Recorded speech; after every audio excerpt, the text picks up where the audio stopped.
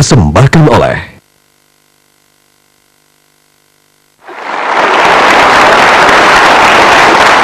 Selain lewat buku, apa yang Gus Mus katakan sering juga kita baca lewat status media sosial Gus Mus, apakah lewat Facebook atau lewat Twitter. Kita lihat cuplikan status Gus Mus berikut ini.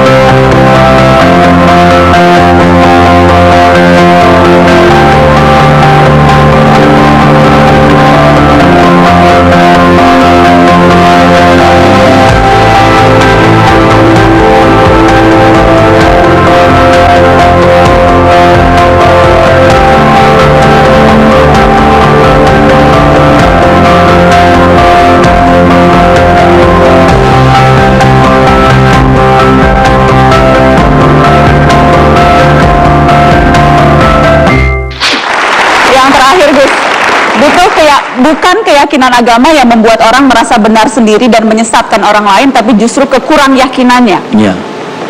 Kalau Anda yakin dengan agamamu, apapun yang akan disampaikan kepada kamu, kamu tidak akan terpengaruh, tidak bergeming. Keyakinan itu memperkuat orang. Kalau orang masih takut diserang, takut ini, takut disangka ini, takut itu namanya belum yakin. Kalau sudah yakin kepada Allah Ta'ala ada bersama kita, dia akan takut. Kalau kita yakin dengan agama kita, kenapa kita akan merasa inferior? Iya. Pemimpin agung umat Islam, Rasulullah, panutan yang dikatakan uswatun hasanah segala macam, itu Uhud dakwahnya luar biasa. Dakwahnya sehingga Anda perhatikan dalam sejarah, pada waktu Rasulullah mengajak orang untuk menyembah Tuhan, dan mereka itu bukan hanya tidak mau, karena mereka mempunyai berhala-berhala sendiri-sendiri, ya. Tidak mau diajak menyembah Tuhan. Mereka bukan hanya tidak mau, melempar batu sama Nabi. Ini kan orang bodohnya sudah tidak karu-karuan. Diajak tidak mau kok melempar. Nanti tak ajak ke Semarang, ayo ke Semarang. Loh, ngajak ke Semarang, itu kan bodoh, itu kan luar biasa bodohnya itu. Itu menurut riwayat itu malaikat sampai jengkel itu. Ini makhluk apa orang-orang ini? Diajak nggak mau kok melempar batu. Bahkan malaikat pun jengkel ya, Gus? Iya, jengkel. Lalu mengatakan kepada Rasulullah, Anda kan kekasihnya Allah, minta saja supaya ini disikat saja. Orang-orang ini tidak ada gunanya ini. Rasulullah mengatakan,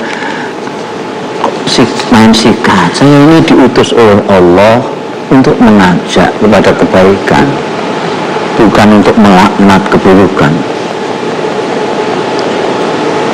Aku diutus bu'istudaian la la'anan.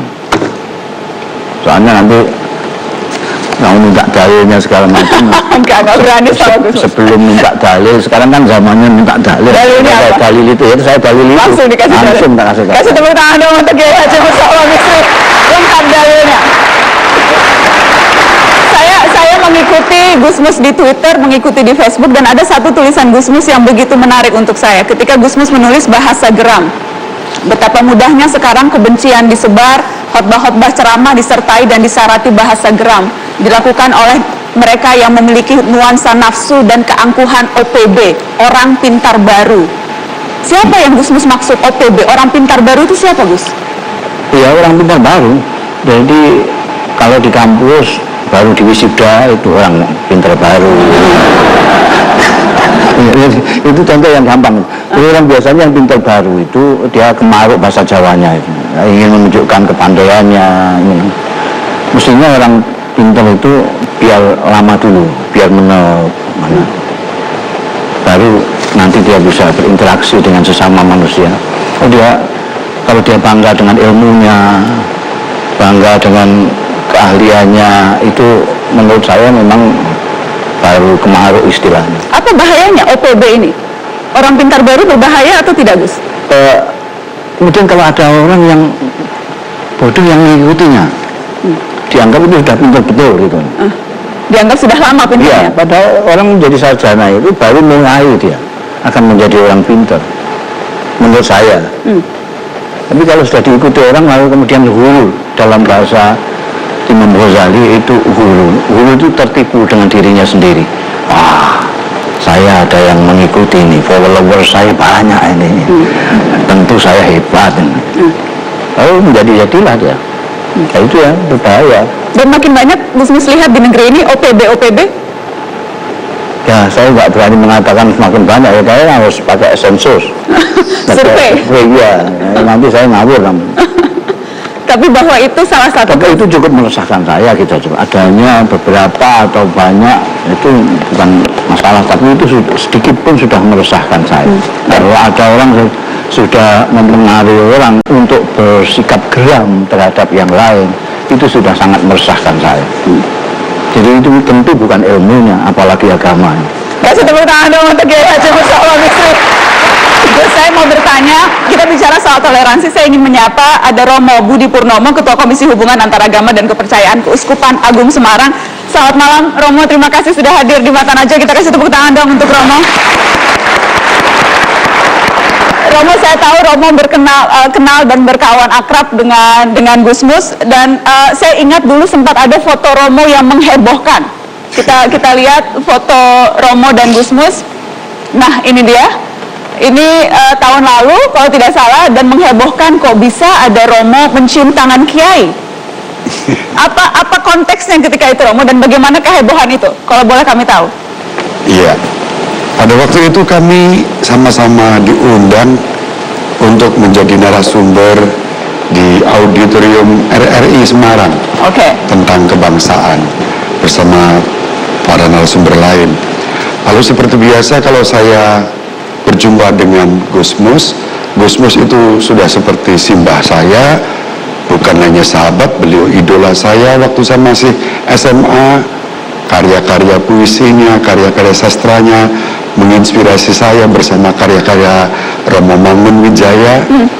Lalu kesempatan berjumpa dengan beliau pada tahun 2004 secara langsung di Rembang. Lalu setiap kali saya berjumpa dengan beliau sebagai yang lebih muda, saya selalu mencium tangan beliau, tapi beliau selalu tidak kerso, ditarik gitu ya.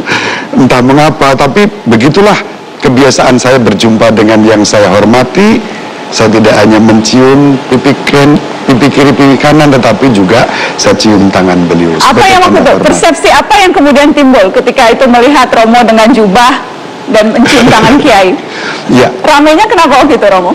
Saya sendiri tidak tahu persis sisi negatifnya, tetapi justru yang saya terima heboh dalam arti positif. Inilah kerukunan, inilah persahabatan yang sejati. Bahwa kemudian ada yang mempertanyakan, loh, Romo dan Kiai kok peluk cium, kok cium tangan, Romo cium tangan Kiai, loh apa salahnya? Mengapa harus heboh negatif? Lebih baik heboh positif, karena itu menjadi berkat bagi banyak orang. Kita kasih tepuk tangan untuk Romo. Ya, mana ada Kiai menjawab salam seperti itu?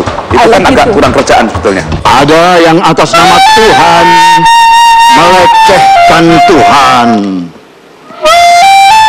Ada yang atas nama negara merampok negara.